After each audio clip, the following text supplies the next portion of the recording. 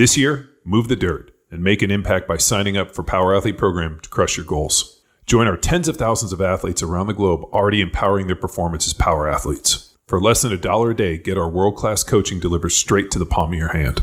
Our programming is performance-driven and goal-oriented. Finely tuned through my firsthand experience playing the NFL and subsequent decade-long coaching and collaborating with some of the baddest motherfuckers on the planet. As a special time offer for the month of January, pay up front for a full year of training. We'll give you a free 15-minute consult with myself or one of the crew, plus your choice of nutrition protocol, putting you on the best path for success. Visit powerathlete.com/training and start today. Those who start tomorrow never get shit done. Start fucking today. All right, Jason, welcome to Power Athlete Radio. We're excited to have you, man, explore some coaching and different avenues of your experience. I've been taking a gander through Take Charge of You, your recent book, but I know your experience doesn't stop there. If you wouldn't mind introducing yourself to our listeners real quick, and then we'll explore all realms of empowering and taking charge of you. Sounds fantastic. So I'm Jason Goldsmith. I'm what's termed as a performance coach. I've been doing this for the last 11, 12 years, predominantly in golf. So I've been working with elite level athletes in golf since 2010. My very first event was the British Open at St. Andrews with Henrik Stenson. So it's an interesting start to a career that I always joke around that I started at the top and I've been working my way back ever since, which obviously a little bit of a joke, but I've been very fortunate in my career that I've been introduced to some amazing people like Tom House, Deepak Chopra, the co-author of my book that we're going to talk about today, David Novak, and just been able to explore how people learn and then apply that to performance coaching. So hopefully I can have some good insights today for the Power Athlete listeners and help them achieve whatever it is they want to achieve on their road to mastery. Yeah, golf's an extremely interesting sport in the respect of, I mean, it's just you in your silo. And then John and I both come from team sports. So we get the opportunity to feel the charge from each other. And if somebody's down, you pick them up. If you're having an off game, you know, your coaches as a staff can empower you. But then in golf, it's just you're out there alone with your little caddy. What did you find your way to work with those athletes as a golfer yourself, or did they seek you out from your experience as a coach? Yeah, I would say that all of the business that I've done has been word of mouth. So I'm not somebody that advertises. I don't spend a tremendous amount of time on social media. I would say everybody that I've worked with, and I've worked with, you know, essentially two golfers in the last 10 years. So there's been other golfers, but the guys that I work with full time have been Jason Day and Justin Rose. And I've helped both of those guys get to world number one. And both of those guys came to me from other athletes and other coaches. So it's been, like I said, a very interesting career. And working with Tom House, I've been exposed to athletes from javelin throwers to pool vaulters to, you know, NFL quarterbacks, you know, Major League Baseball pitchers, tennis players, basketball players. So, you know, it's the whole gamut of working with athletes, team sports and individual sports. And what we do is we work on the mental side. Like everybody has a physical routine. What I do is I try to create an environment where that athlete is going to have the freedom to be athletic. Does it start with a problem? So they are relying on their natural abilities. These athletes get to a problem and then they seek the mental game, or is it more of a proactive approach from these individuals that seek your help? I would say historically in the past, it has been problem driven. So, they create a belief, and let's say that belief is I can't putt. And so for the first time in their life, they're considering how to do something that they've never considered how to do before. And so that creates this problem. And once they create this problem, it's very difficult to solve the problem with the same mindset that created the problem in the first place. Earlier in your introduction, you discussed and talked about how do people learn. Obviously, it was an interesting point that you threw out, and more importantly, an excellent question. So I was wondering, is there a set of principles, laws, movements? I mean, I'm wondering, to throw that out there, you obviously have to have something, pretty solidified. So I was wondering if you could take that and run with it a little bit. Sure. So, what I do is unique in the sense that I spend a great amount of time with the athlete in the beginning. And what I'm trying to figure out, are they visual, auditory, kinesthetic? Like what's the language they use in describing the blockage that they're having? And then I try to adjust my language so that I can speak to that athlete in a way where we're not, the information isn't getting lost in transition. So a example of that. So yeah, when he worked with other coaches, the information would be lost in the verbal communication. So once I was able to determine that athlete and everything that we did was based on how he visualized himself performing whatever the coaches wanted him to perform. The rest of that coaching staff with that Major League Baseball team was really stumped by this athlete because they knew the athlete had the tools, but they just couldn't communicate with the athlete. And so after we were able to determine that the athlete was just this incredible visualizer, then it was really easy for everybody to then communicate using visual cues rather than auditory or kinesthetic cues. Is it pretty standard in golf that, I'm sure golfers have not only swing coaches, but they have coaches that are working to refine their technique. But is it pretty standard that now they have somebody looking to refine the mental aspect of the game? I would say everybody's probably dabbled in it, but very few people have adapted it as part of their daily regimen. So all the athletes that I work with, they take the mental approach as seriously as they take the approach in the gym or working on skill acquisition, any of those things. So, we all understand that if you haven't spent any time with the mental component, then chances are when you're put into the test that you're not going to be able to perform to your highest athletic ability. Sticking with golf, over the years, have you seen the weight room become more and more of a factor with the current professional athlete? Well, absolutely. Bryson DeChambeau is a great example of how, and even before him, you go back to Tiger Woods. Tiger Woods, set the bar very high in changing his body to be able to perform and do things that other golfers, up until that point really hadn't even considered. And Bryson has taken that to even the next level. So, every professional athlete that I know is in the gym and they're working out. I would say golf is maybe a little bit different than other sports in the sense that they're working on functional strength for that very specific action that they're trying to perform. So it's not, Bryson is an exception to that. Like he's trying to create speed and stability for sure, but he's really trying to move that golf ball and change the game. Would you think that maybe was Tiger Woods really the kind of the tipping point where, like when I think of golfers, I'm thinking like Jack Nicholson or Jack Nicklaus and some of these older guys that kind of remind me of my dad a little bit. Just they look like guys that probably had about a dozen martinis at lunch and went out and were just incredible scratch golfers. And now you have like kind of the Tiger Woods, where this kind of young, more athletic individual coming in. And now when I watch golf, it looks a lot more similar to that than what I remember golf when I was a kid.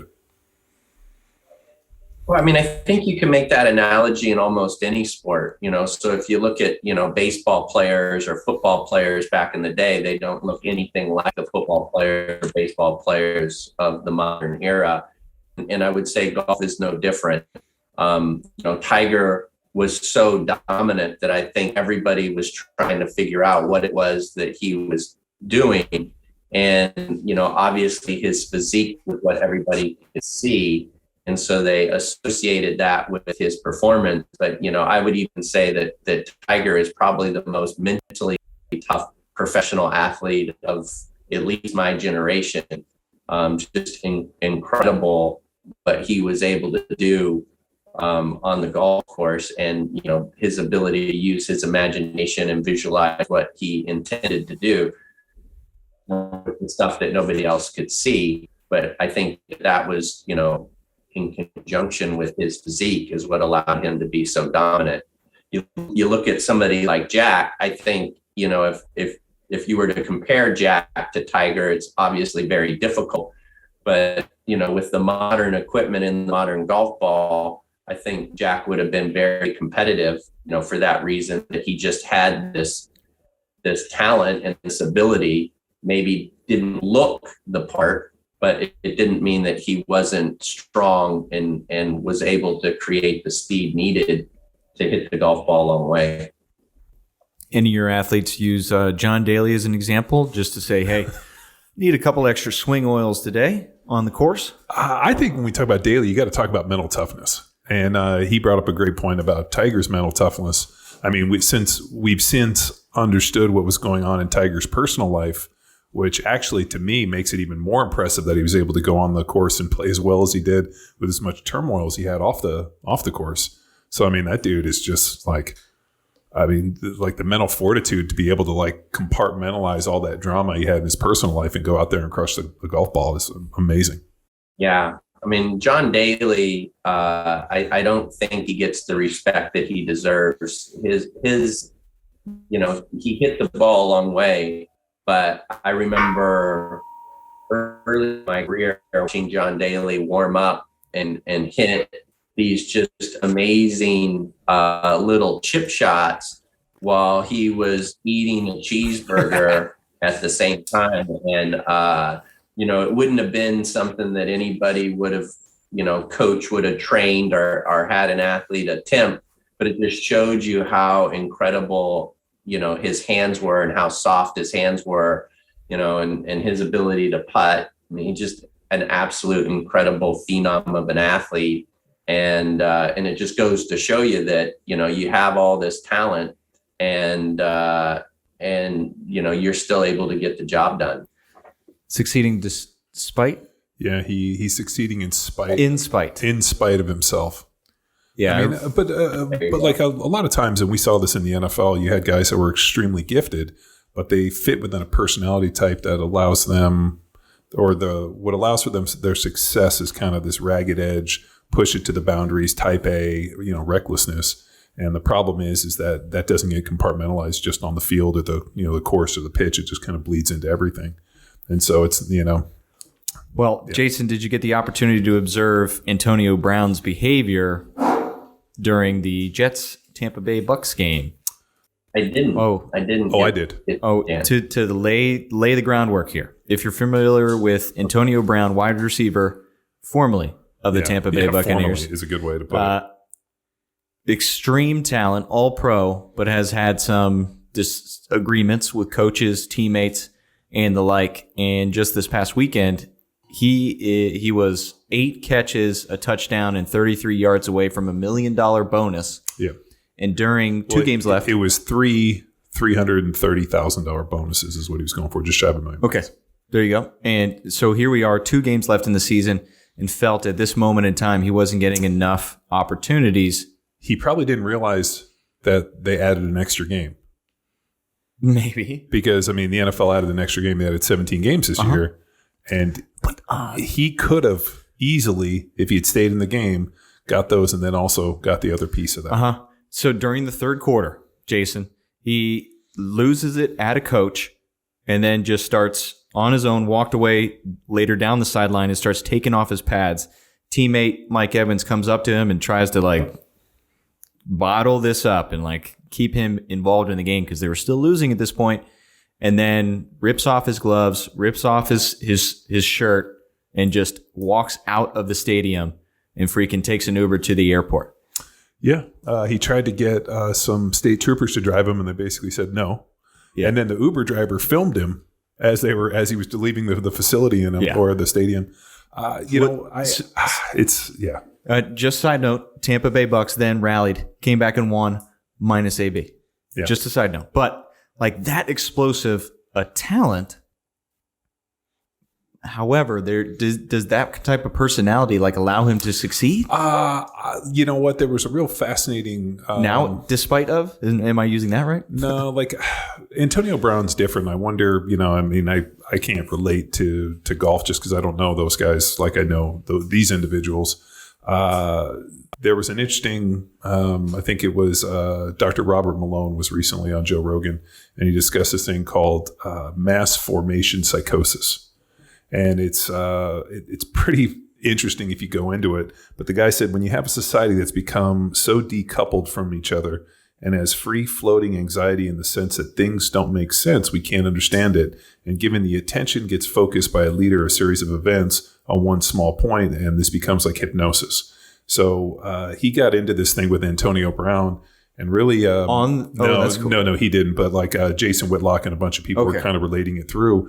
And what they really think is that Antonio Brown lives in his own fantasy world because he's so connected within social media that he doesn't like that everything is this like you're starring in your own drama, your own movie, your own made for TV series.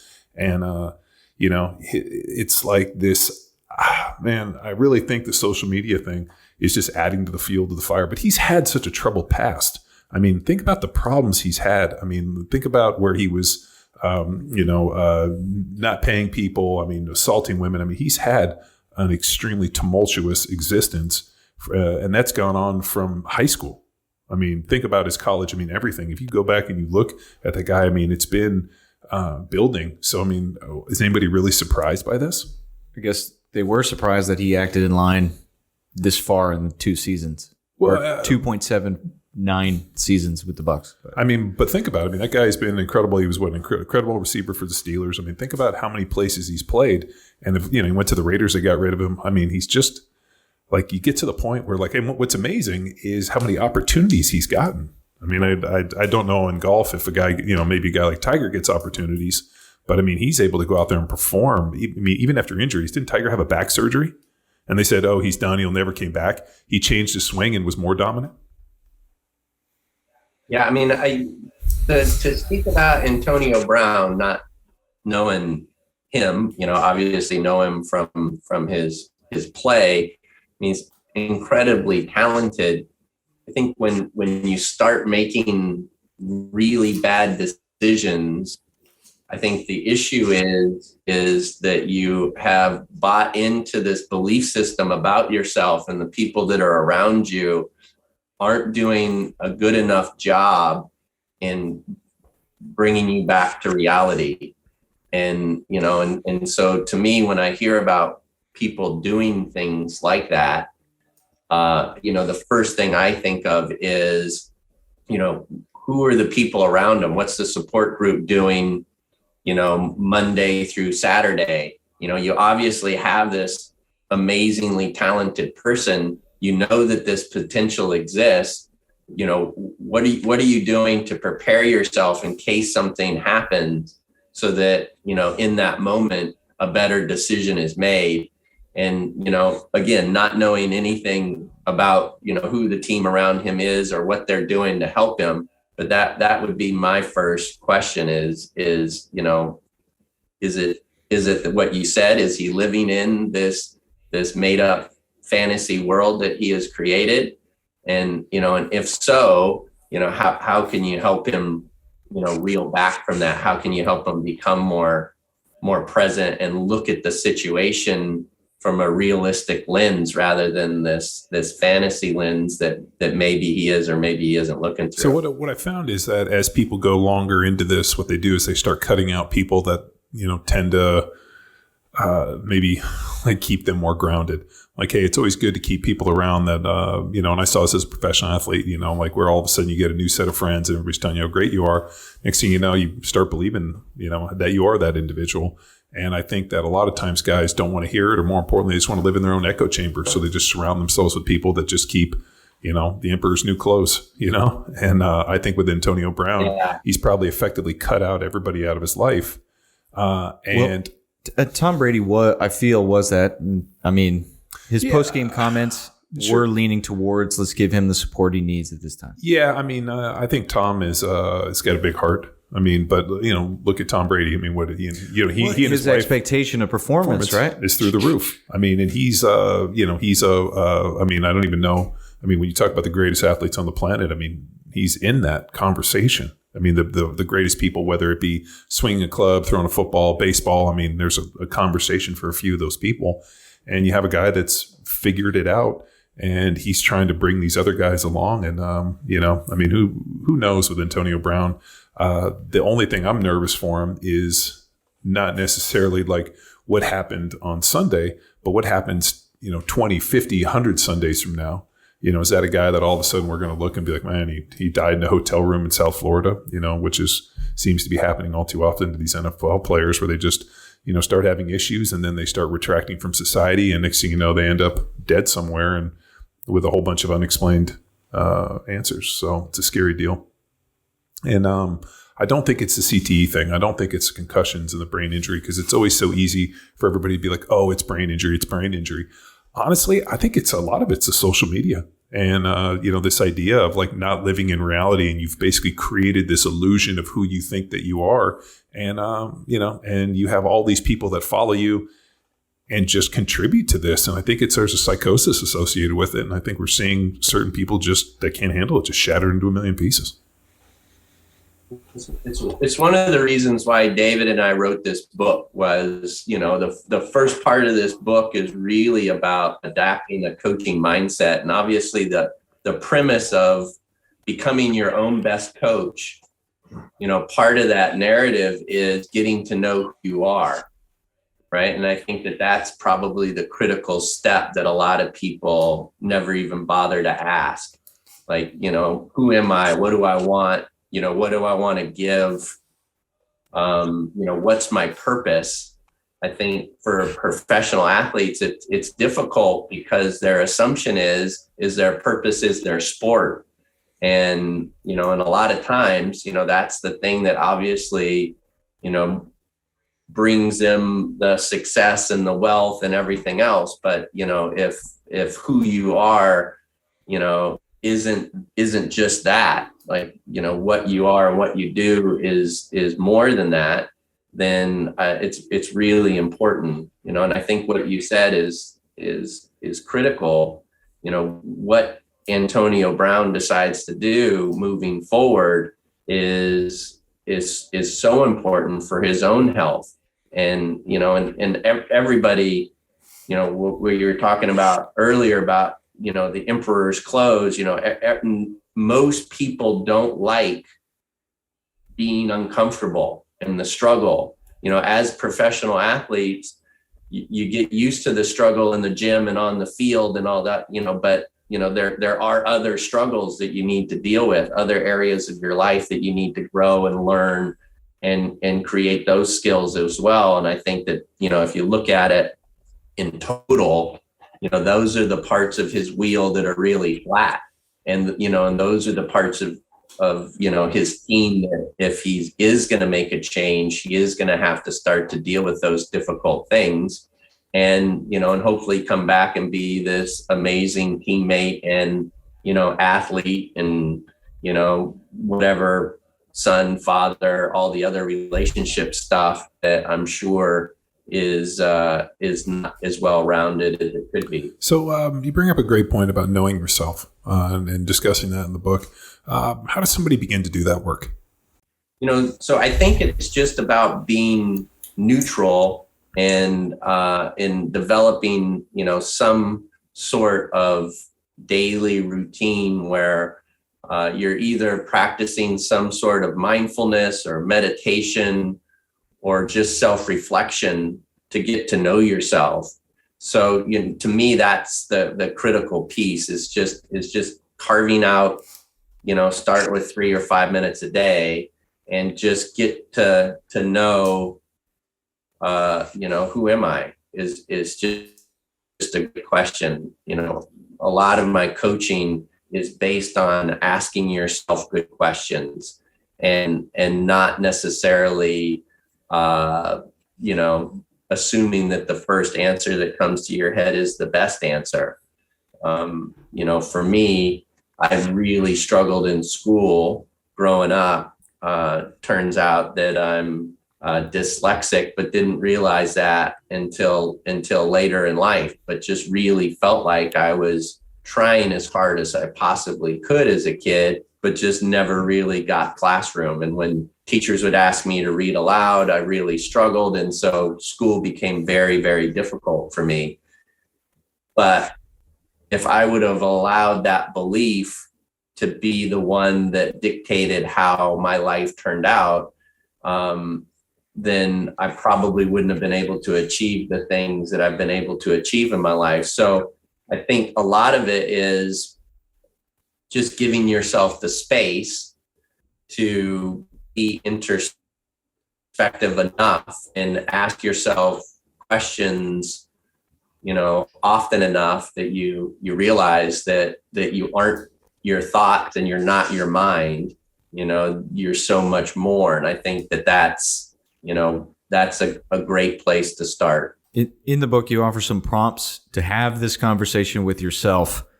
And what are some of these key questions? There's one in particular I found interesting that leads off of what's getting in your way.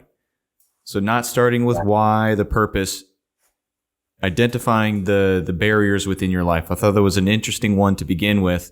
So why that question first, and what other questions have you prompted the reader to begin this conversation?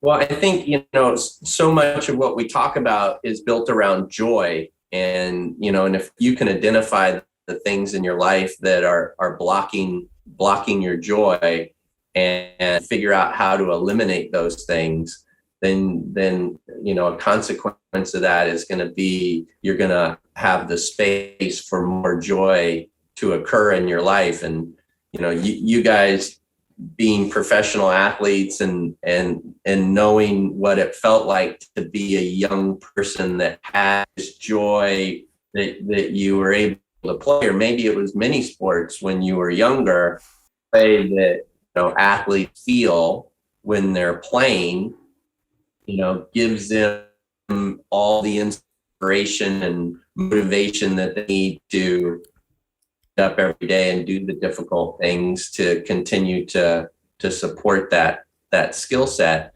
And so if you find out that you have things in your life that are blocking your ability to do that, then it's about eliminating those things.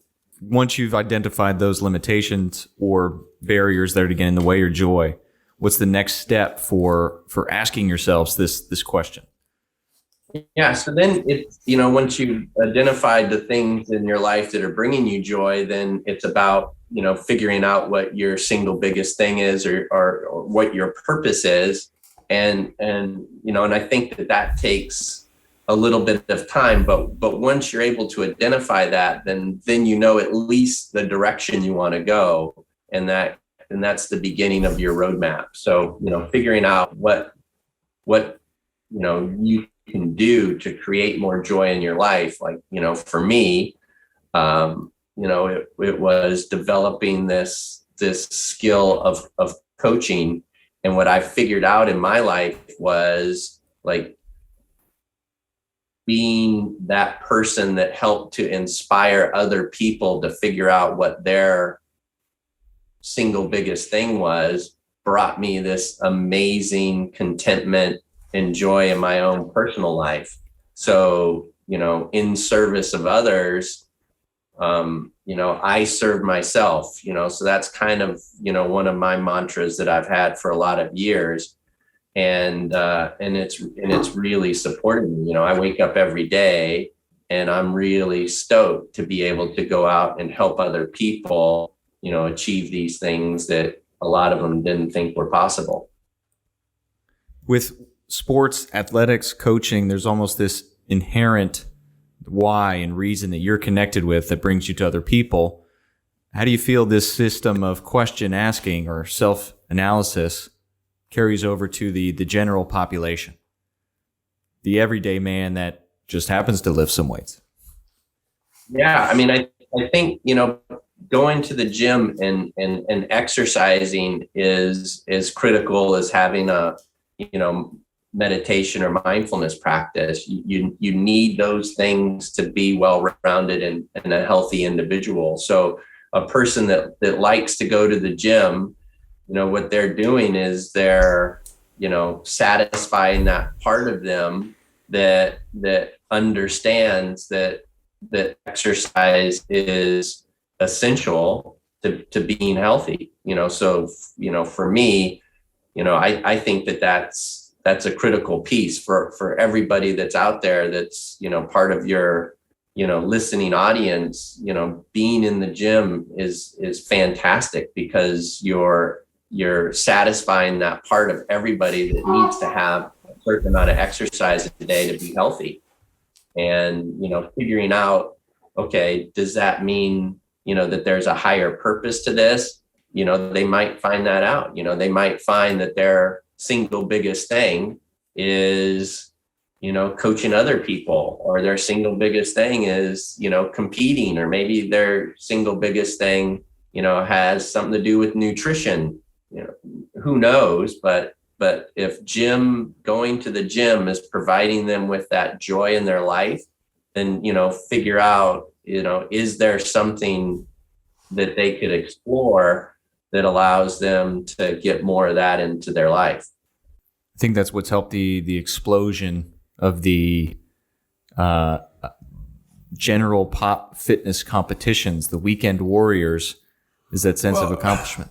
You know, you brought up a great point talking about joy and like looking for things that you enjoy, and like, you know, it's kind of an interesting play on the words, but like things that allow you to stay motivated to continue to live your life.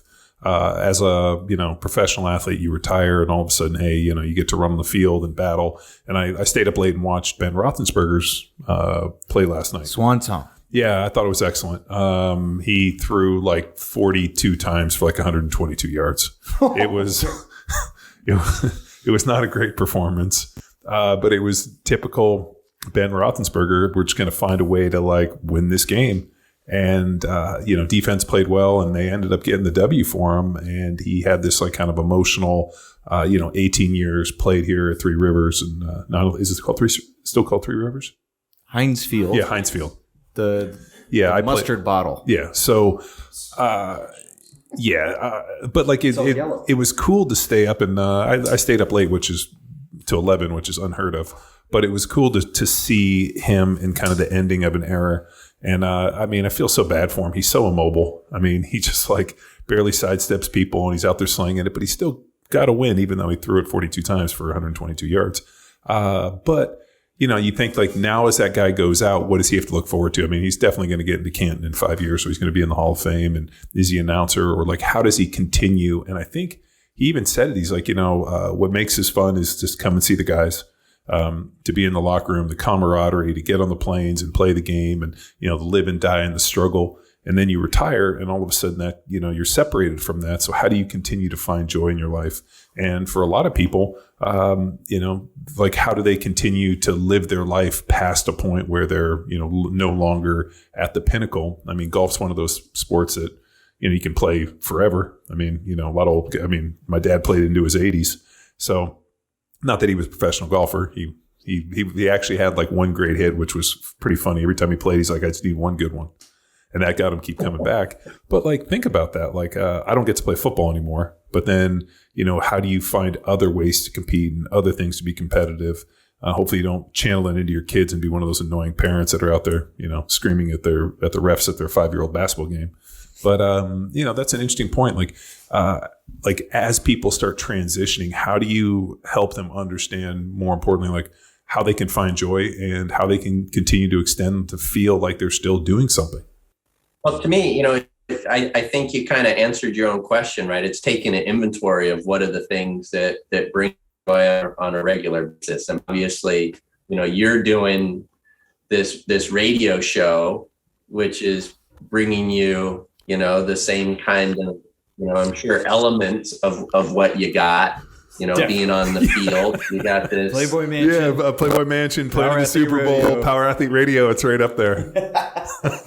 I love it. There has to, right. I mean, there you go. I mean, you see it in your face, right? So, to me, I think, will it ever be the same?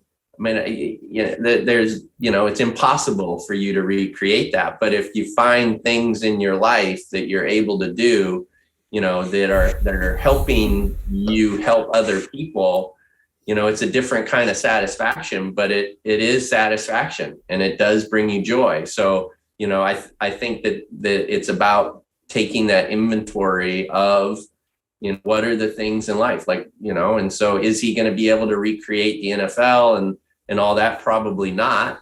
But if it is something, then, he needs to become a coach. He needs to put himself back in that environment and figure out a way where he can continue to add value. And I guarantee you that if that's what he wants to do, he'll figure out a way to do it. I mean, Tom House, who I keep mentioning, I don't know if you guys know who he is, but he's probably the number one rotational coach in the world. So Tom Brady, Drew Brees, like he coaches all these guys. Oh, he does? So, okay. Oh yeah. And so Tom is by far the best throwing coach in the world and probably has been for the last 20. He was Nolan Ryan's pitching coach. He pitched himself, right? He's famous for catching Hank Aaron's, home run and giving it back to him. I mean, he's this amazing coach. And so Tom has this great saying, I could go and find anybody anywhere that wants to be, a famous athlete. He said, the difference is they don't need it. When you think about that, when you need to do something, people can't stop you from doing it. Everybody wants all of the accolades and accomplishments and, success and all those kinds of things. But what do you need to do? And me, that's the difference, right? So if Ben figures out what his need is, not his want, but figures out what his need is, then, nobody in the world could stop him from achieving it. Yeah, it was funny. They were talking about his kids are old enough to where they were asking questions, and they were like, "Hey, Dad, how come you got drafted here? How come teams passed you up?" And I mean, his kids were like old enough to be able to throw this out there. Well, I recall very vividly his quarterback class: Eli Manning, Phillip Rivers, Ben Roethlisberger. Yeah. Like if Eli didn't go one, I mean, he's Miami of Ohio. I mean, I knew Rivers was thinking Pittsburgh because is it Bill Cowher? Bill Cowher went NC State. Rivers NC State. Like vivid year for me for quarterbacks for some reason. But I mean, Eli Manning was great, and the freaking stock. Of course, he didn't go number one. Yeah, no, it's yeah. I mean, but he lasted longer than all of them. You are correct on that one. And I think they said that God, what was it? He's never played in a game, or like it was some crazy stat that like every single game, like a game, I think it was every game 16 he played in, he's never not played in a game where it wasn't trying to go to the playoffs. So like they were looking at it and they're like, like a lot of times teams, I mean, this happened to us in the NFL where you're like, you get eliminated in like week 14 and you still got to go play 15, 16 in week 17. Or week 4 if you're Houston, whatever. Yeah. Thank God I never played on those teams. But, you play, all of a sudden you get eliminated or something happens real late, like in the fourth quarter of the season. And, you're like playing these last couple games knowing you're not going to go to the playoffs. And that, I think they said for Ben, like he had never gone into week 16 not thinking he'd go to the playoffs. And then I think like statistically they got eliminated twice. So, I mean, it's pretty amazing, like the body of work that he's done and, how competitive Pittsburgh has been. I mean, Pittsburgh was always a motherfucker to go play against. It didn't matter who it was. I mean, LeVon Kirkland, who I got to play against, but Pittsburgh was always a team that always played hard. And, when I played in Philly or wherever, I mean, those were always teams that, so it was, it was cool. It was worth staying up and watching it. And then also, having been in his shoes where like all of a sudden you see it ending and to see the look on his face of like, I've had this great career. I've done this. This is how people have known me. And now it's ending and I'm having to leave this. Like, who am I going to be? You'll forever be Ben Roethlisberger. But like, when you're all by yourself and you're driving home in the car or you're, home late at night and you're sitting there by yourself and you realize like, this is how I've identified myself since I was 14 years old. And now I'm in my, what's he on? He's got to be in his late 30s, early 40s. He's got to be in his 40s, pretty close. I mean, that's the difficult thing. Now, Nettie go on and hopefully get on the sports desk and be Terry, Toby, Tommy, and Terry. Big Ben. Yeah, Big Ben. I mean, he could probably do it. I mean, usually the quarterbacks are pretty good. So, I mean, I think when you think of what professional athletes have to do every single day, I think you guys just start to think that that's how everybody else is too. And so, to me, I always, I hear my athletes sometimes say things like, oh, if it wasn't for this, I would have been, laying bricks or, something like that. And I'd say, whoa, hold on a second.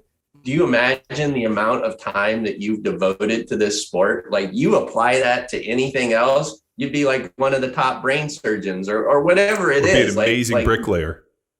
Right. Well, right. But nothing wrong with that. Right. I mean, so, the truth is it's like, I think sometimes like the context is lost. Like you forget the amount of devotion and just sheer amount of time that you've given to this sport. So, to me, if Ben was to take that same amount of time and apply it to whatever it is that excited him, chances are he's going to be pretty darn successful at that.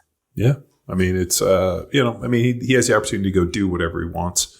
What's so cool is when you see a guy at the end of his career, have the opportunity to go reinvent himself and become somebody brand new. I mean, it's something I've always really strived for, the idea that you don't have to continue to be the same person you were at this point. You can pull the ripcord and go do something else and be a completely different person if you want. And that's the cool part about it. Like, he's done this. Now he gets a chance to go do something else. Jason, do you feel there's a difference between like the league telling him he's done and then Ben deciding I'm moving on? Yeah, I mean, I think that, that question has to be answered in his, his heart of hearts, right? I mean, he has to know, when to say when, and physically or, whatever the reason is, it's, it's kind of like, Nolan Ryan not being able to recover, quick enough. I mean, that's the only reason why, he leaves baseball, right, is because he can't recover in the amount of time to play enough games, but it had nothing to do with his ability, so it's like, could Ben, be a quarterback that plays a certain number of downs in, key situation, probably if he wanted to, but that's up to him. What's the role that he wants to play? And, is he willing to play a different role than, not a role as a starter? That's completely up to the athlete, I think. Well, for him, it's kind of a interesting piece that he's entering kind of the end of this era.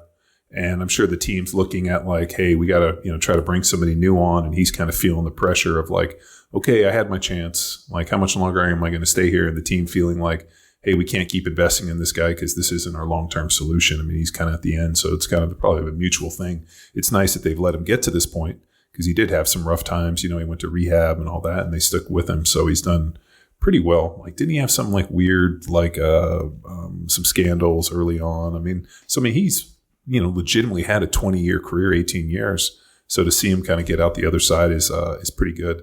My favorite Nolan Ryan moment was when he threw at that guy, and then the guy came out and charged him, and Nolan Ryan just smashed him with a right hand. Oh yeah, and got him and just like kicked his ass. And I was like, ooh, look at Nolan Ryan, excellent fighter, like totally ready for it. He had a great rotational coach. He did. He was killing people. Had a great punch. And the hilarious part is when that guy charged him, he probably thought, you know what, I'm going to take this old man. And the dude beat his ass. Just the picture of the Rangers jersey covered in blood. Yeah. And then he continues to pitch. Yeah. I think he'd get kicked out of the game at least in today's day and age. Well, we've effectively sterilized and neutered the games a lot where that stuff doesn't exist anymore. But yeah, that's still my favorite moment. Yeah, he's absolutely incredible athlete, and I think today there's no chance that he's able to stay in the game. But then, like, what are you going to do? You're going to take Nolan Ryan out? Yeah. No. I mean, he pitched into his 40s, didn't he? Yes, he did. I think he threw his last no-hitter. I want to say he was in his late 40s when he threw his 7th no-hitter. Yeah. So that was incredible. Yeah. It's one of my. Yeah, I remember seeing him sit on the bench. He takes his hat off and he's like completely bald. And I was like, holy shit, that's an old man. Well, yeah, he still goes to Astro games, and he's got a ranch and a beef company now. Good for him. Mm-hmm. Yeah. No, he's just a cowboy who could sling the ball. Tom tells a great story about that 7th no-hitter, that he actually calls the no-hitter out off the worst warm-up and bullpen that he's ever had. And Tom is his pitching coach at the time and thinks that he's quit the game. And Nolan misses the warm up, the national anthem, and goes out and throws 13 pitches and strikes 3 guys out, and comes and sits in the dugout, and he says, "Boys, get me one. That's all we're gonna need today." Calls the no-hitter in the very first inning. Oh shit. And it's an absolutely incredible story. If you ever get a chance to talk to Tom House, have him tell that story, because it's one of my favorite sports stories ever. My other favorite sports story is about the guy who pitched the no-hitter on acid. I don't know this one. You do you know this story? Charles, who's the guy? He baseball player. I guess he pitcher thought it was a day off. Charles, it'll come up, but he tells the story that the guys decided to go party a little bit. He dropped some acid, and then they called him and they're like, "Hey, we need you to pitch." And he's like, "Okay," and shows up and Todd Ellis. Doc Ellis. And so he goes through this whole deal about how he basically is out there and he thinks he's floating and just starts throwing these pitches and ends up throwing a no-hitter, and he's high on acid. And the story is hysterical to have him tell it. And then they narrated it with cartoons. Oh god. And Doc Ellis, like that Nolan Ryan story is right up there with that Doc Ellis story. Yeah. Just goes to show you, like, talk about attention to detail and mastery. You give some guy, let him drop acid and go out there and like nobody knew it. Well, yeah, mindset. Jason, back to it. We hit conversation. We're entering into mindset. It's Nolan Ryan turning to his boys and just putting his performance on his back. Like, he believes it. Certain self-knowledge, he knows, I got it today. From mindset, like, what's the next phases in our process of taking charge of yourself? So, you have to have the ability to uncover transformational insights, right? So, you go from knowing yourself to knowing what it is you need to do, right? That's the roadmap part of it. Gathering your team around you, your support, your assistant coaches, making sure that you have a clear destination. And then, it's about, consistent work on a daily basis of how to get there. And then the last thing is just taking action, right? So you got to learn who you are, learn what it is that you want to do. And then you got to, create that plan, and then, gather people around you. Like we were talking earlier, you don't necessarily need everybody agreeing with you. You need people that are going to be honest and give you an honest assessment. And then you got to look at the feedback, and you got to take action and work, right? Nothing worthwhile, doesn't happen without a certain amount of struggle. But you have to understand that the struggle that's just the part of it, right? That's the road sign. That's the part that's letting you know that if you can start to be comfortable being uncomfortable, you're going to be able to achieve a lot of things. And that should, resonate with all your guys that are in the gym. And anybody can tell you, when you're in the gym and you're working out, there's going to be a time where you're not comfortable. And that's, the time where, you're probably making some great strides in the right direction, because your body's changing. But well, like, where's goal setting fit into all this? I'm sure there's like an initial. We do this here at Power Athlete, and we'll probably end up doing it here in the next week or so. But like sitting down and taking stock of what you did in the past, and then the ideas of like, hey, this is what I expect to do in the future, and this is what I want to do, and this is the goals that we want to set for 2022. This is where we came from. Did we goal set last year? How did it look? And then just taking stock. Is that something you do with your athletes? Is it something that you periodically do? Do you do a after action AAR review at the end of the year?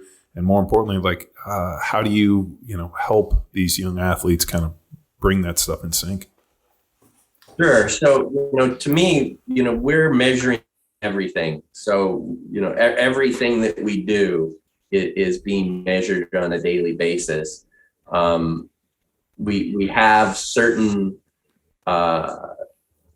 levels of performance that we want to achieve, but for us, it's really about how can we just continue to get better at very small increments. So we're working towards mastery rather than a certain goal, because I think what we found in the past is when our athletes have set a goal like becoming the best in the world, what happens when you achieve it?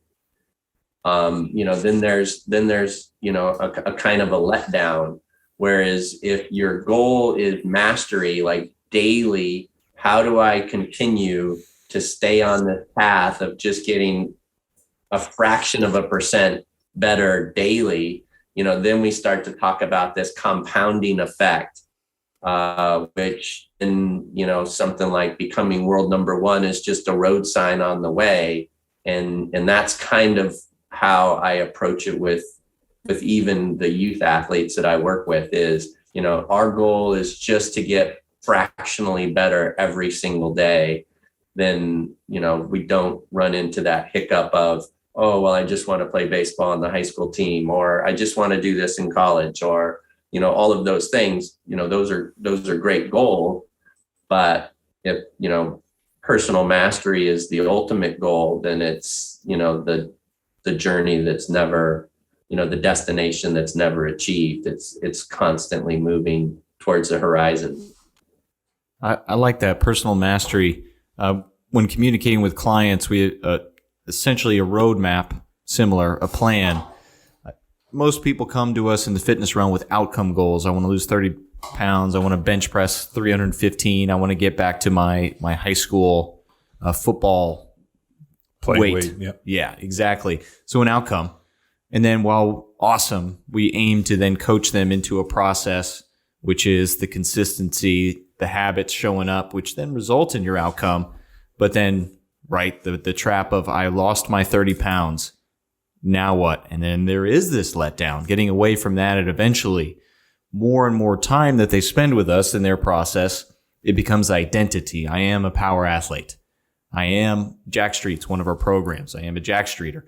And so it begins more, but I like this personal mastery, meaning that there is this opportunity for their goals, their habits that the weight room provides to have the ripple effect into their lives and hopefully their kids, right? A reverberation of performance that all started with the conversation with themselves, to use a note from Take Charge of You. So, what does being a power athlete mean beyond, those words? Power is obviously like this word that could have so many possible meanings. And athlete, it's the same thing. To me, I started this company called Mustard with Tom, and part of our mission statement is revolutionizing human performance through the power of play. And to me, to be an athlete is to make sure that every single day there's like an element of play in your life.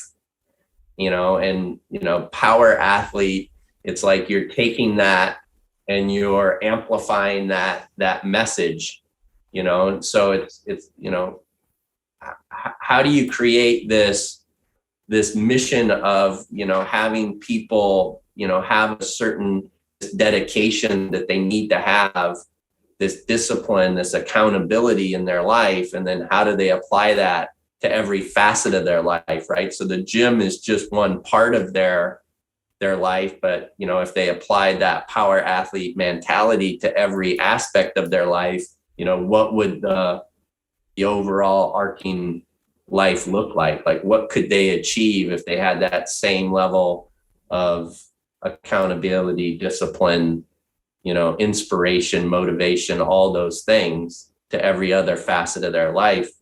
That would be mastery, right? Personal mastery.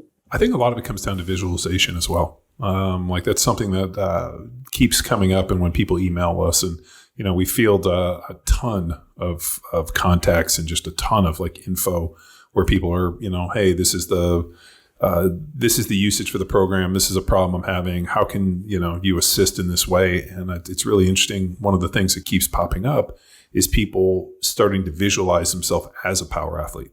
I never thought of myself in this realm until you extended it. Like, somebody that's, a door kicker, a fireman, military, whatever, that's, doing something powerful, that's generating force, that's doing something dynamic in such a way to, whether it, kick a door off the hinge to get a bad guy or, pull somebody out of a fire, and that extends all the way to, sports like football or, trying to crush a little ball with a stick. And it's really interesting that people start kind of embodying this mentality. And it's funny when I get these emails, it's like I didn't picture myself like this until I heard the narrative. And this resonates with me in this piece and this thing. And I saw it this way. And it's really always cool to understand the origin story of how they came to us. And so I wonder for you guys and, this mastery, it's like, I know the realm in which you're working is within golf, but like that constant execution and that, constant pursuit of perfection in terms of movement and mindset. I mean, that's really universal to all sports. So as you kind of, this is the realm in which you're working, but as you start kind of branching out, how do you see that going? And more importantly, these are all things that are unique to individuals that are searching for mastery. Yeah, and so the co-author of this book is this gentleman named David Novak, who ran the world's largest restaurant chain. So Yum Brands. So it's all the Taco Bell, KFCs, Pizza Huts, and Habit restaurants in the world. I think 35,000 restaurants or something like that. So it's this ginormous brand. And, and so what we're talking about, applies to business, right? I mean, where you say, power athlete mentality, I mean, I can imagine that CEOs are visualizing themselves as being power athletes, right? And, so to me that it's really this narrative, this story, David is this guy that every morning, he's in the gym at 6 a.m. Like, it doesn't matter where he is in the world, he's in the gym and he's throwing weight around, and he feels, I watch him in the gym, he's got these dumbbells and he's lifting, I can't even imagine. The guy's 69 years old, shoots his age in golf still, but it's that mindset, it's that image, that narrative of how he sees himself. And, and to me, that's the secret sauce, right? If I have an athlete and the athlete hits a putt, and the first thing that athlete says when they hit that putt is, the reason why I missed that putt is X, Y, and Z. A great putter who hits that putt, same putt doesn't go in. The great putter has a completely different narrative. The great putter misses that putt and goes, oh my God, I thought that was going in the hole. I can't imagine that putt didn't go in the hole.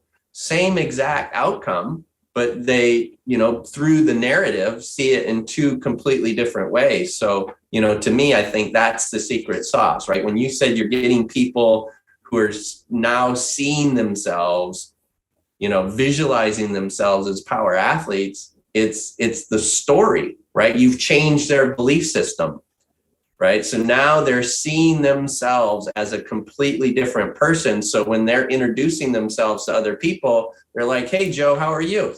It's like, "I'm great." Well, what's great about your life? Well, I'm a power athlete now. Well, what does that mean to you, right? And then they have this whole story wrapped up in it.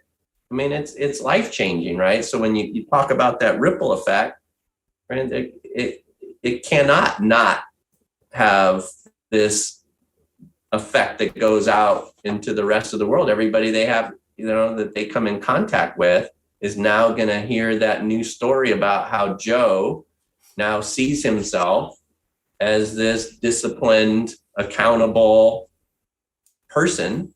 And, it's life changing. So when I played in the Eagle, when I got drafted to Philadelphia, so I played in Philly for 5 years. And what was interesting is we won a ton of games. I played in three NFC championship games, and we won a ton of games. And when something bad happened or we lost, it was kind of like, man, I can't believe we lost. It was almost as if the earth fell off its axis for us to lose. And if we lose, like this is never going to happen again. And then I went to the Kansas City Chiefs, and all of a sudden something bad would happen, and people would be like, "Oh, here we go again." And it was this feeling of we're destined to lose. And if we win, it's by some off chance. And guys were just waiting on the bad shoe to drop. And it was so weird to me, where I came from a place where if we lost, somebody had to do something fantastic to beat us, or something that wasn't going to happen. Like something improbable happened for us to lose. And then I go to a place where everybody was kind of expecting to lose. And if we did win, we're like, "Oh my God, we won. How did we do that?"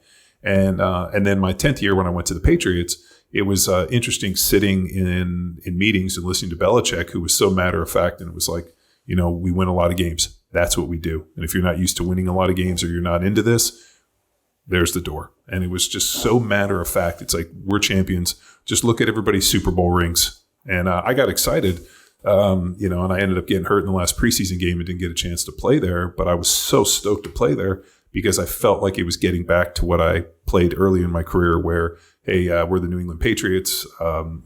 If somebody's going to beat us, it's because they fell on the sword and did something fantastic, or we made a mistake. Like, we're going to win every game. And having played that 4 years in Kansas City, it was so refreshing to go back to that mentality. And when people ask me, what's the difference in teams? I always point to that. I'm like, certain teams expect to win every game, and everybody in the organization expects to win a game. And if something doesn't happen because you can't win them all, that was a fluke. And there's other teams that don't expect to win, and they expect to lose. And if they do win, it's a fluke.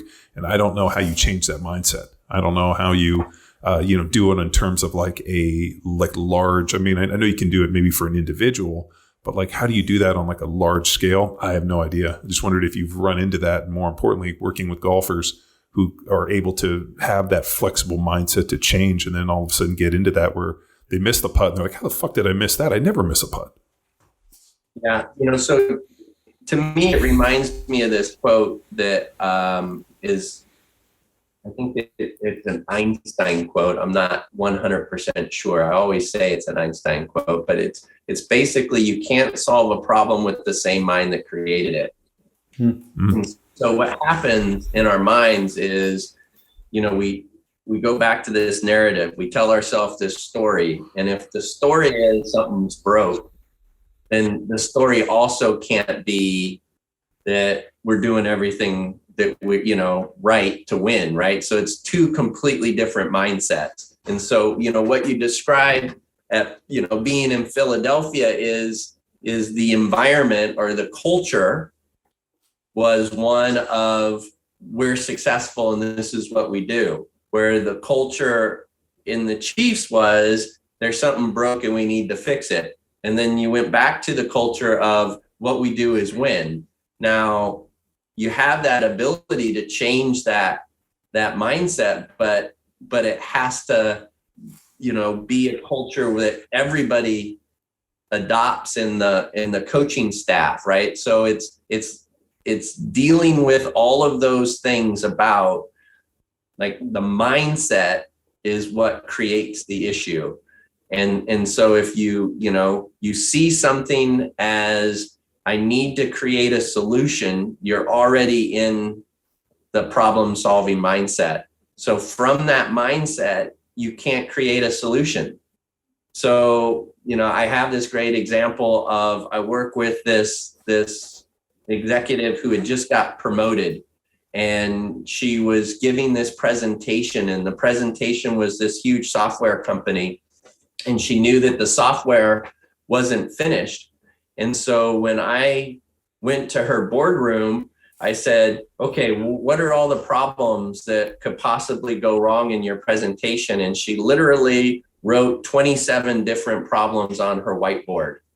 And the very first problem she identified was, the software will freeze and everybody in the audience will know that the software isn't finished. And then the last thing she wrote was, as I walk onto the stage, I don't wear high heels a lot, so I'm going to trip and fall flat on my face and everybody's going to laugh, right? So that was the spectrum of the 27 problems.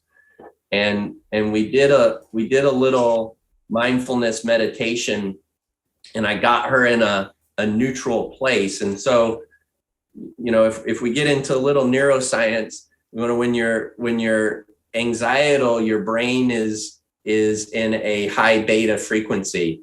And so when the brain is in that high beta frequency, it creates more problems. And so you get kind of stuck in this problem identification, problem solution mindset.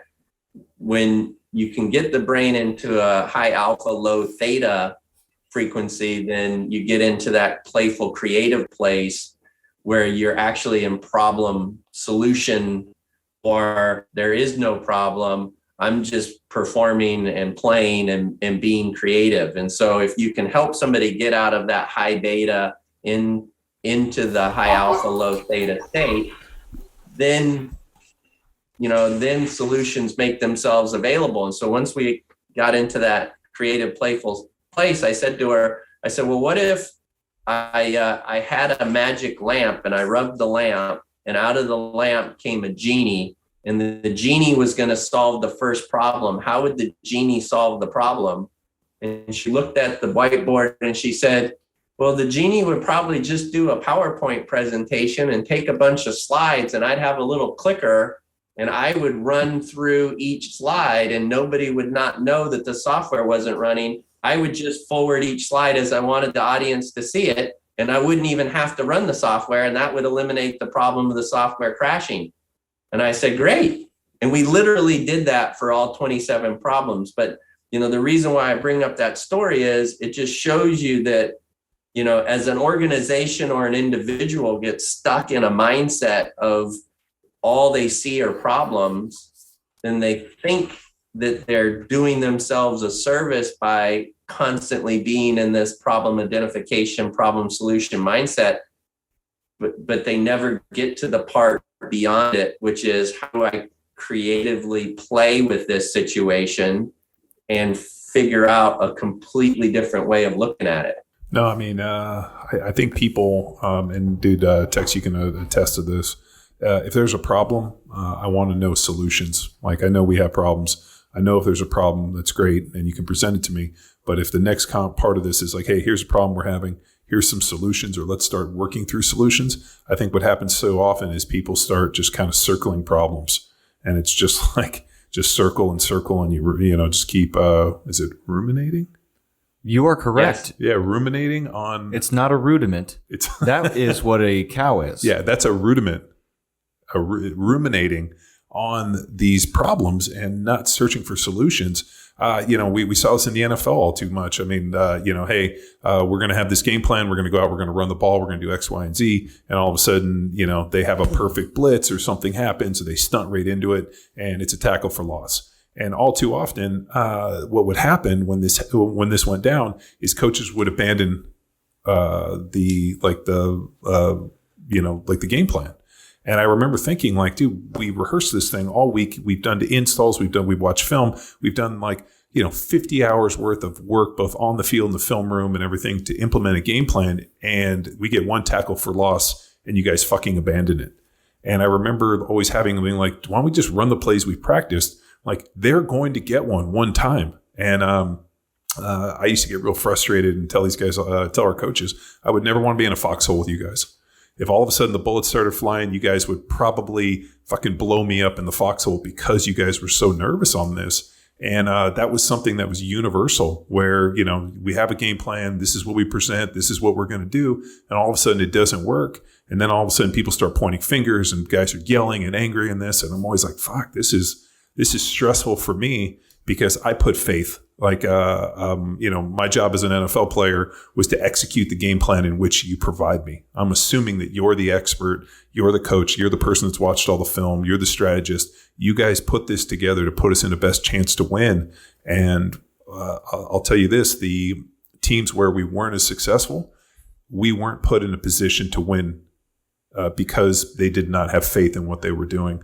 Whereas I felt like earlier on when I played in Philly, like shit, if there was, like I said, if there was a tackle for loss or something didn't happen, we're going to keep just moving ahead because you know what? They're going to win one. The bad guys will get lucky on occasion.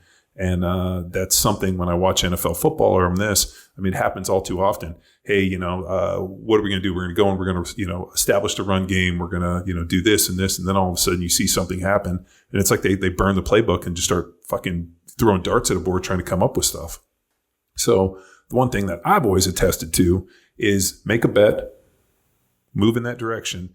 And you know what? We're going to see it through with blinding, almost like blistering stupidity of moving in that direction until we, figure out that it's not going to work. It's not going to change anything.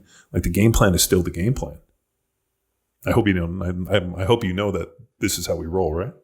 Oh yeah, we make bets. Yeah, we're gamblers over here. No, Jason. I'd like to make bets. Like one that we were betting on this year was with our resolutionists with like we've been doing a deal with people that buy a full year of programming up front, get like a consult nutrition and try to do that. That was a bet Harry wanted to make, and I was like, dude, I will back your bets. Let me see if I can get in 1,000 people into making a commitment for an entire year. Which in today's world with dating apps, I don't think people are very committal anymore. That's a belief, John. Yeah, I'm trying to eliminate. If we were going to be, you and I were going to go out, the three of us, and we're going to talk about like how do you execute a golf shot, it would be about perceiving the environment, making a decision, right? And so that's kind of, we're getting back into your make a bet story here. Make a decision, commit to your intention, execute an action, and then evaluate.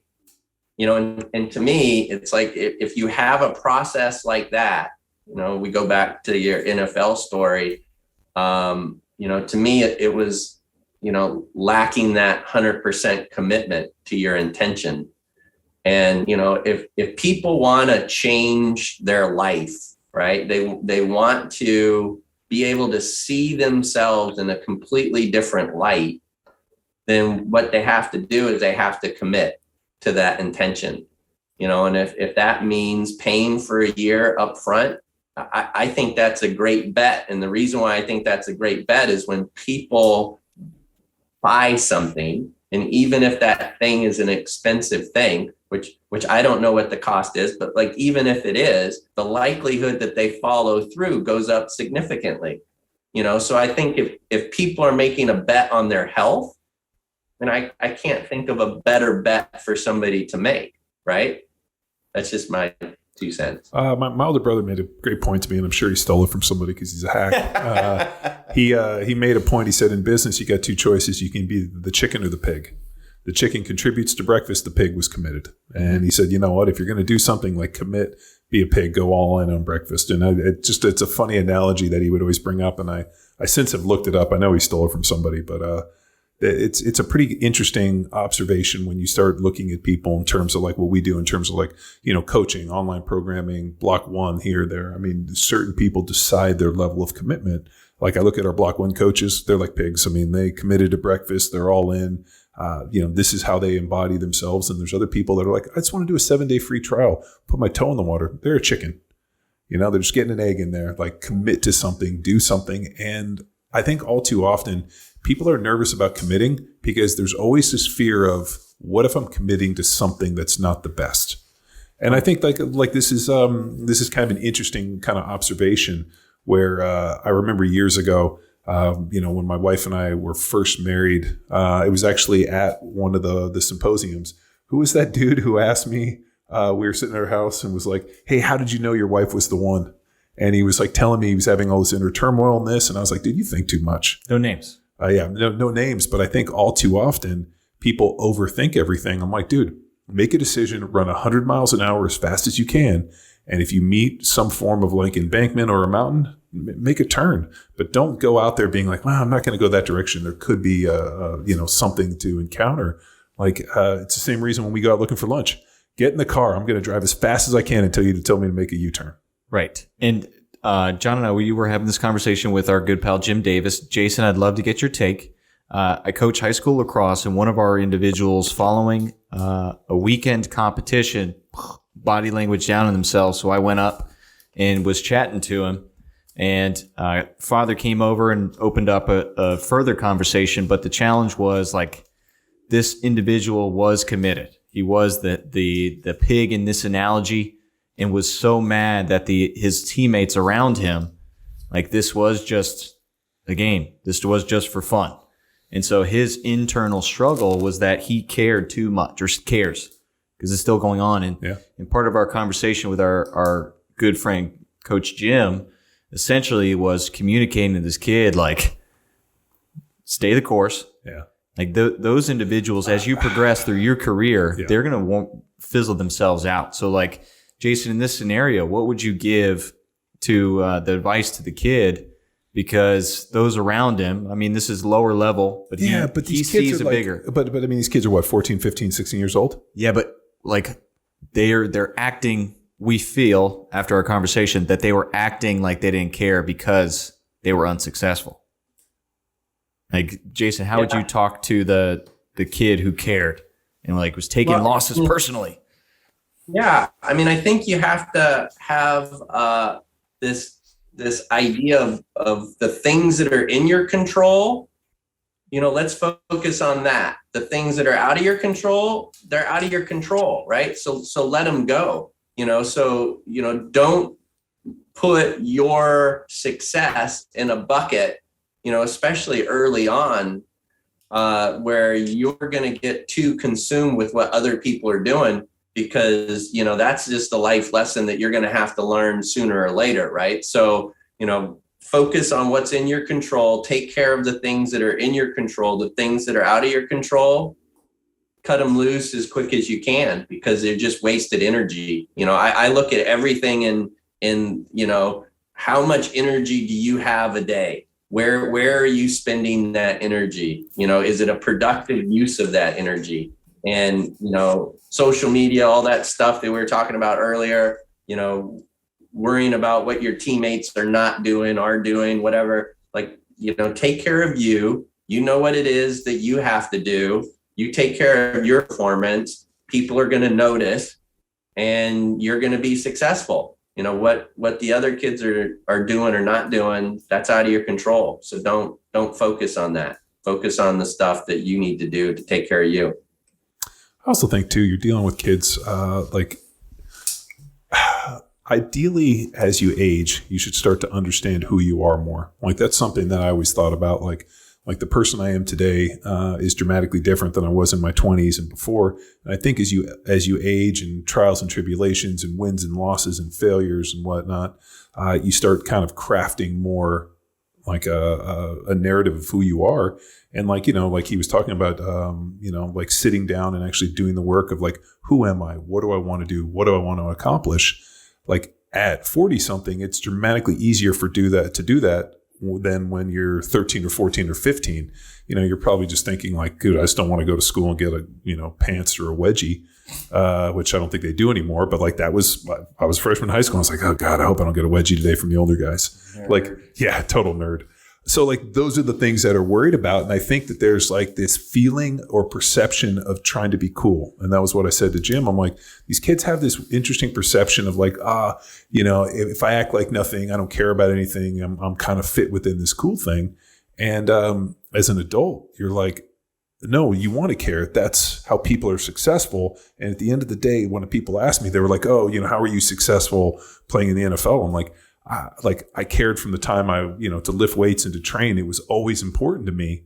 And that never changed. There was never a point where I was like, oh, I'm too cool to do this. Like, it was always important. And so I think what happens when guys are like that, they either change their mindset or they just fizzle out and you're not around them. Eventually you play yourself to a level where everybody gives a shit. And like, that's a really interesting feeling. Cause when I went to college, I was around, let's say we had 80 guys on our team. There was probably 30 or 40 that really cared. There was probably 30 or 40 that didn't really care because they'd already had a scholarship.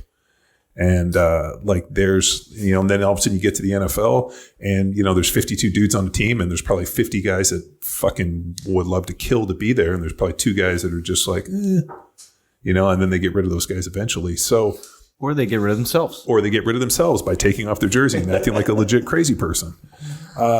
It's I think what we agreed on talking with Jim was the fact that kid just has to stay the course and realize that those are, and this is a terrible analogy, but they're like barnacles on a ship. Like ships go out into sea and they travel and they go back and forth in ports and here and whatever. Barnacles happen. And like those barnacles eventually get scraped off. And it's like, that's just the cost of doing business. You're going to run into people like that. And you know what though? They don't stick around very well and they kind of play themselves out. Yeah, I agree. A couple more questions for you, Jason. First off, are you a Happy Gilmore fan or do you feel that it disgraces the game? No, I love the movie. I think it's a great movie. I would say that if I had I lean to that more than I lean to the person who's trying to have a perfect golf swing. So I would be in the camp of, go out, have fun, enjoy yourself, and don't take yourself too seriously. So what about Caddyshack? Are you That's more my next like question. are you more like Chevy Chase's character, or are you more like Ted Knight? Would you like to think about? Yeah, I would say, yeah, Chevy Chase all the way. There's no doubt in my mind. Like I would say to people, so why is it that I get so wrapped up in instruction of doing something that I, like you said, overanalyze it to the nth degree? To me, I think there has to be a happy, median there where do your technical work, but when you're on the field, you play the game. I mean, there has to be like an inch, like so like my daughters are pretty competitive. Like my one daughters are real good. Like we live here in Texas, if you didn't know. And next door there's a horse riding school. And so my one daughter rides and jumps horses and does hunter jumper stuff.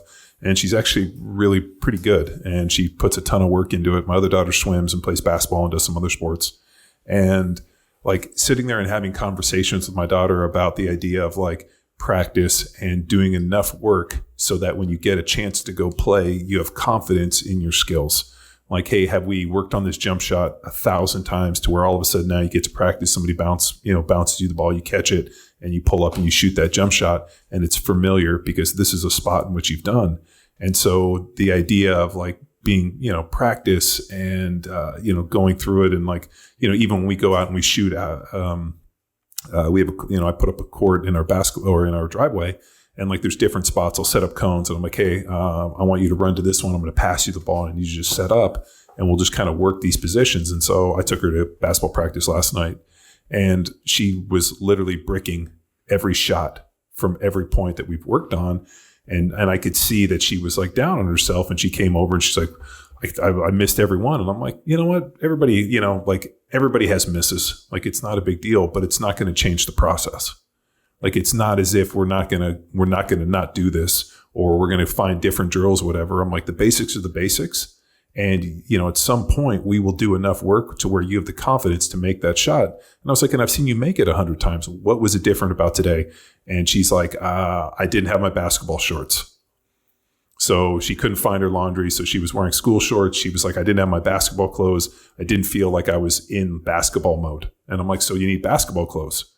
All right. So your shoes were laced up. You didn't have the right shorts. So now we have to take this process a step further. And I'm like, okay, so before we go to basketball, an hour before, we got to lay out your clothes, make sure that you have your shoes, put your basketball together. She didn't bring her basketball, which is always like my rule. Like whatever sport it is, you have to bring your ball. And she's like, well, why? They always have balls. I'm like, what if they don't? What if you want to shoot after? What if you want to shoot before? What if somebody forgets? You always bring your ball. And like helping her develop this process. And like when she goes to swim, I'm like, is everything, do you have your goggles? Do you have your, this? And making sure she has everything. So when she gets there, she can feel like the process, because she can't overcome adversity. Like, oh, I forgot my goggles. That was like a huge one. Where we got to swim for a swim meet and she had forgotten her goggles. So we got her a bag and everything has its place. And as I'm going through all of these things, like not myself, but now as a parent trying to coach my kids, not in terms of their sport, but like all the little things in terms of preparation, it's really interesting to see how quickly adversity crumbles people when they're relatively new in this deal. Like I was thinking about those kids who didn't care. Is the reason they don't care was because they faced adversity early and somebody hadn't taught them the skills on how to overcome adversity? Or did they not have success early? Because I also found this, that if kids, and I saw this with my daughters, my one daughter, as soon as she started writing, was really just had like some natural talent for it. My other daughter didn't, and she didn't really like it as much. The first time she got in the water, she swam okay. We came away from it. And when she went back and had a really good stroke, and she's like, Dad, it's really a lot of fun. I feel like I'm good at this. And so that was something that was fascinating to me, where, now people are kind of choosing sports based upon like, hey, I feel pretty good with this, or this feels easy to me. I like this. Whereas I sucked at football. Like I wasn't very good at it. I just knew I got to beat people up and that was all I wanted to do. But I knew as I worked and continued to play, I got better. But I wondered if the first day I went to go play football, if I hadn't had that mindset, if I would have even continued to play. 2 notes on that. If you had, let's say you weren't good at said sport, but you had a supportive coach that then helped guide you versus you just accepting a brick or a poor performance as your identity. No, I had unsupportive coaches who were dicks. Exactly. So I know about myself that I like to succeed in spite of people. So give me a bad coach who tells me I suck, and I'm going to go out and work hard just to try to fucking spite that guy so I can go find him 40 years later and kick his ass. Which we got some people to hunt down. Glad I called that guy. Yeah, exactly. Like, what was it in Billy Madison? Billy Madison. Sorry, go ahead, Jason. I was just going to say that's the exception to the rule, right? So you would put yourself in the camp of, I think most youth athletes need the support from the coaches. I would say there's, probably a very small group of athletes that are out there that are going to succeed regardless of a support system. But I would say most youth athletes that I come in contact with, if they were to have some unwanted outcome right away, I don't know, if it's just society now, but there's no way that they would continue. And I think that's really scary for sports. Yeah. As a society, I think we need sports. Oh yeah. I do. And coaches. You know what? It's funny. Jason Whitlock, who was one of the sports writers in Kansas City, he's since kind of been shunned by the traditional media because he's extremely outspoken. He's always been we've had him on the podcast. He's always been a really prickly dude, but I really appreciate his perception and the way he analyzes stuff. And his column today was, after the Antonio Brown thing, like, are professional sports really helping us? We used professional athletes as these, storybook characters to look up to, and they were in these incredible role models. And he went through and he talked about, Antonio Brown, and he talked about LeBron James, And just some of the stuff where it's like, you have these guys who are, so quick to, or like the Colin Kaepernicks who are, trying to, paint this deal, but yet he's taking money from Nike, who's getting shoes made by, communist China that's, using it, for slavery. It's really pretty interesting that he wants to point, but yet the money he's taking from Nike is funded by some of the worst human rights violators on the planet. And so he'll really point out the two-face kind of, disingenuous narrative of a lot of this. But his column was like, has professional sports really melted down into these, these characters that, maybe aren't as positive as we thought? Like, is professional sports really helping society? And for me, reading it, I just go back to like watching NFL films. I mean, I used to love, and I'm sure you've seen it too, where it's like, it's a cold day at Lambeau Field, and they talk about the leap and like the storybook, or like the Nolan Ryan, pitching the the no hitters. I mean, like the interest in terms of like weaving heroic moments in sports into the fabric of America is really, I think, what has made sport great.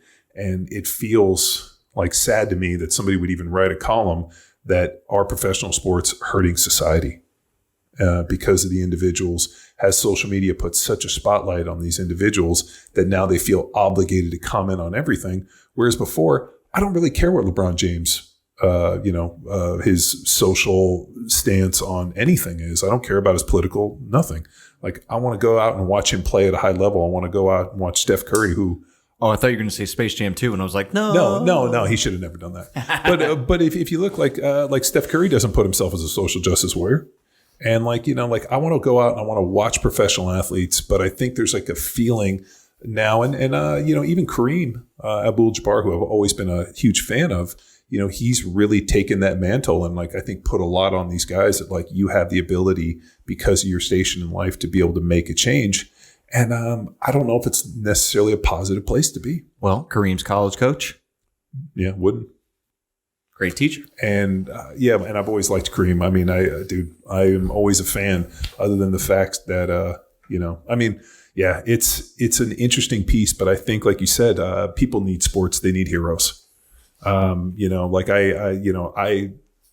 enjoy I like the Ryder Cup in golf. I like the teams. I like the team aspect of it.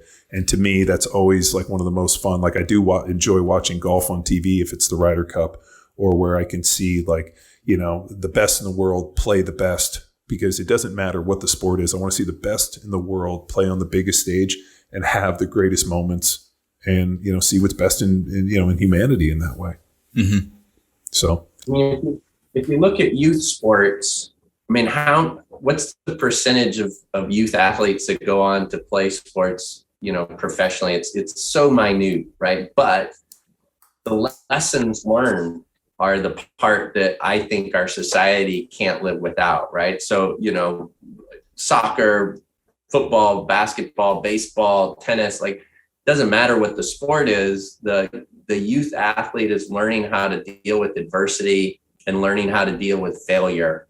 And I think in understanding the concept of, teamwork, or in individual sports, the discipline and all the things that go along with having to be self-motivated, to me, those are the things that our society, I don't think, can survive without. So, to me, it's easy for me to see this really small percentage of professional athletes that get all this negative publicity and just kind of shrug my shoulders and say, okay, well, that's just going to happen, with any large sample group. You're going to have, both sides of the spectrum represented.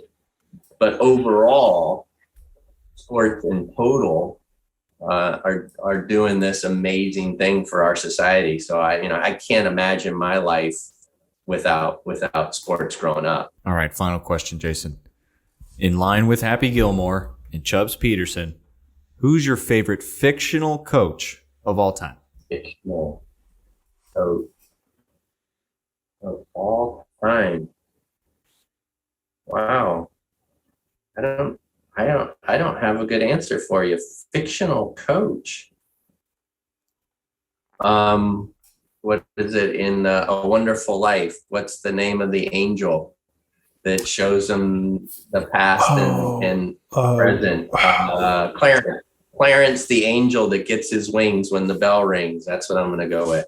Oh, how about that? Wow, A Wonderful Life with Jimmy Stewart. Yeah, Jimmy Stewart. Yep. But I was going to say Jimmy Stewart, and I'm like, isn't that a race car driver too? Yeah, it is. I'm going, and we've had this discussion before. I know. Any Given Sunday. Any Given Sunday, Al Pacino? Yeah, Al Pacino. Any Given Sunday. It's a game about inches. They're everywhere.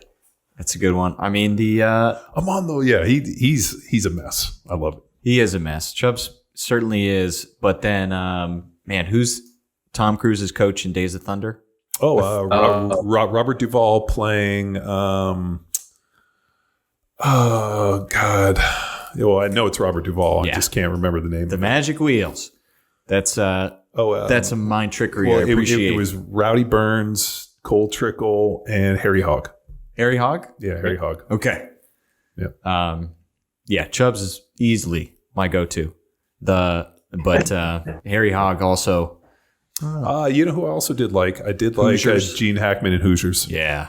Like the fact that like he like makes those kids, like teaches them the basics, and like I thought that was another great movie. Yeah, holding them to high expectation, whether they had that pro. He didn't suck up to that one. Well, the All-Star. And my favorite one is when he brings them out there and the kids are all nervous, and he goes out and he has them measure the height of the rim, and he's like, "What does it say?" He's like 10 feet.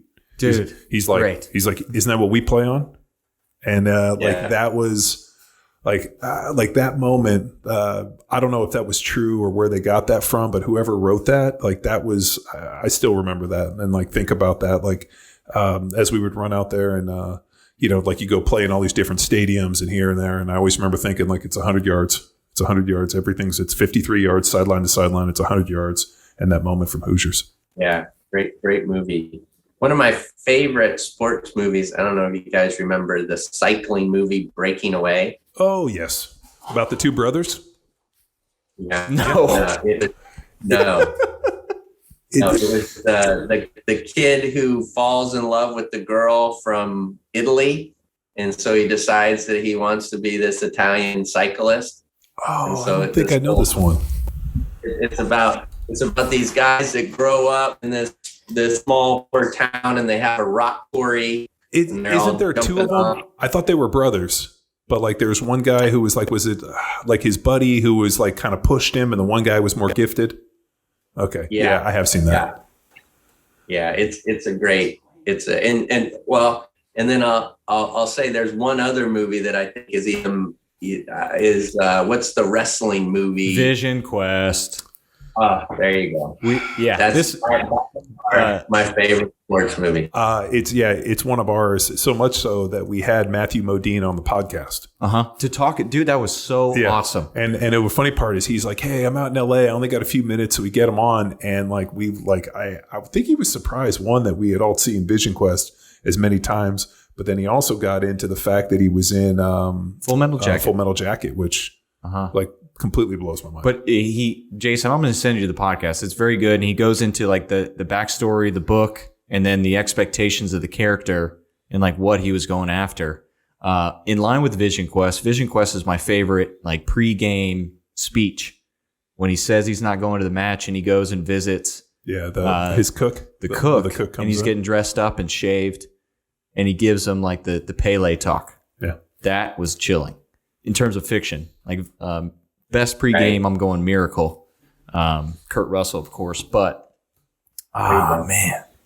I mean, think about how many great sports movies there are. And the problem is, if you don't have sports, how are you going to have great sports movies? You got to have great moments. Mm-hmm. I mean, under every essence, I mean, the theme of a good sports movie is an underdog. Yeah. Like, haven't seen it yet, but Kurt Warner, they came out with a bio movie about Kurt Warner, the best undrafted QB of all time. Mm-hmm. I haven't seen it yet, but I will. Dick Vermeil. Yeah. Untouchable with Dick Vermeil. Dick Vermeil has been portrayed in a lot of movies. Well, when we were in So it was Greg Kennard who played Dick Vermeil. So when they were prepping for that movie, Invincible, he came and hung out and introduced us. And they're like, Dick Vermeil's like, they're making a movie about me. And we're like, and then the funny part was, because I played in Philly, I knew Vince Papale. And like he was like a crowd favorite. Like whenever we went to autograph signings or everything, he'd always show up, and he was always a gregarious, like very cool cat. And I never got a chance to talk to him after the movie. But hey, I mean, you get Marky Mark to play you, and you get Greg Kinnear to play Dick Vermeil, and that time in Philly was pretty cool. Yeah, that's an awesome movie too. Is there any golf movie where you're like, man, this is great? Are you a Tin Cup fan? I like Tin Cup as a movie. I mean, I wouldn't say that necessarily there's a golf movie that does it for me. I don't know. I think more. Yeah, I mean, I do. Yeah, in Caddyshack, like all of them. I think they're great movies, but that it's not like Vision Quest or some of those other movies. Like what about Kevin Costner in For the Love of the Game? So I loved Kevin Costner in Field of Dreams and Bull Durham. Field of Dreams to me is still one of my favorite movies. Just the fact that Terrence Mann and that whole thing of finding his dad and all that, like incredible movie. And then they, obviously goes and plays Bull Durham or does Bull Durham, but then comes out with that For the Love of the Game, which is like the aging pitcher, which I think was probably like the Nolan Ryan story, really, Yeah, I don't know if it wasn't, but it's a great movie. What was that? $1 Million Arm? Did you guys see that movie? I did. John Hamm, yeah. You guys, so the coach that's in that movie is actually Tom Hanks.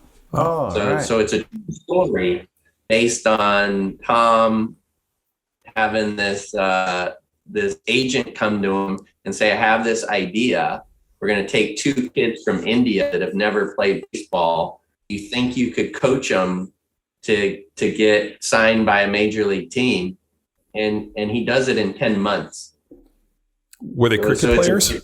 Yeah. They were obviously cricket players. Yeah. Yeah. Have you ever watched a cricket game? Yes. For more than a minute? No. My God. First of all, they go on for days. I can't remember. This was years ago. It was like on the Ocho, ESPN 8. But I clicked on one day and there was 100,000 people at the game somewhere in India. I mean, the field is enormous. I was I don't even know what the hell was going on. I mean, dude, the guy hit the ball and was running back and forth between this pin. It was unbelievable to watch, and I just couldn't imagine. Dude, you got to look at it. There were hundreds of thousands of spectators. I mean, I'm is that everywhere you go into India, there's just so many people that it's there's guys playing pickup soccer. There's 100,000 people watching. It was enormous. Well, you just brought up the Ocho, another fictional coach from Dodgeball. God, that's Patches O'Houlihan. The best part of that whole movie is Lance Armstrong when he's when after I almost died from cancer for the 3rd time and I finally climbed back on the bike. But I'm sure it's something that's really meaningful to you. Yeah. And Chuck Norris, it was good. Yeah. Oh God, that is a good. I heard of this guy named Don Bradman. So you brought up cricket. So Don Bradman was this batter from Australia that might be the greatest athlete ever in the history of sports. Wow. In the sense that he only struck out once in his career, and it was his last at bat. So a Hall of Fame career in cricket would be 55, 60% batting average. His batting average was 99.7 something because he had the last at bat was the only time he ever struck out in his career. It's amazing. Yeah, you guys should look him up. And he had to end his career on his biggest failure. He probably just fucking broke a thing and walked off and said, "Fuck this, I'm done." But there's a similar wrestling story where a dude went undefeated and then lost his final match. Yeah, that was the Russian. God, what is that? That was in the Olympics. I thought it was an American. Gable? No. I think it's Gable. No? No. Yeah, I don't know. Lost his final college match, maybe. I forget, man. There's some story like that. Yeah. Well, thanks for bringing it up and then leaving us hanging with. I don't have my cheating. Oh, that's Google right. You in don't front. have your. Yeah. Where's your laptop? Too cold in here for it? Aiming to connect? To connect versus being lost and fact checking you over there, John. I'm like, check that right now. But yeah, Jason, the take charge of you. So where can people find it, and where can people learn more? And you got an awesome thing going with the kids and your mission with Mustard, which is an awesome name for teaching kids to throw. Put some mustard on it. Oh, okay. And where can people go to learn more about your initiatives? I thought you Jason? just like hot dogs. Yeah. Well, it's interesting, but that was one of the reasons behind naming the tech company Mustard. So we started with baseball throwing. Eventually, we'll do all sports, and the idea is to give parents access to elite level coaching, from their device. As far as Take Charge of You, you can go to takechargeofyou.com. You can pre-order the book. Our idea is to start this revolution of self-coaching, to empower people to achieve things that they didn't think was possible by coaching themselves. And that's really every day. That's what I get up, right? I get up and I get to coach, youth athletes and executives and professional athletes, and hopefully this book imparts some of this knowledge and help some people figure out a way to achieve some things that they didn't think were possible. Excellent. Well, cool. No doubt. Well, thanks for joining us on Power Athlete Radio. Thank you. Yeah. Thank you. No, I appreciate it. That was great. Thanks, guys. And hopefully we have a bunch of power athletes out there, seeing themselves in different ways. And like you said, being the pig, getting committed. Yeah, no, That's what it's all about. Yeah, we'll keep beating on them, and hopefully we can get them over there. So thanks for tuning in. Bye. Absolutely.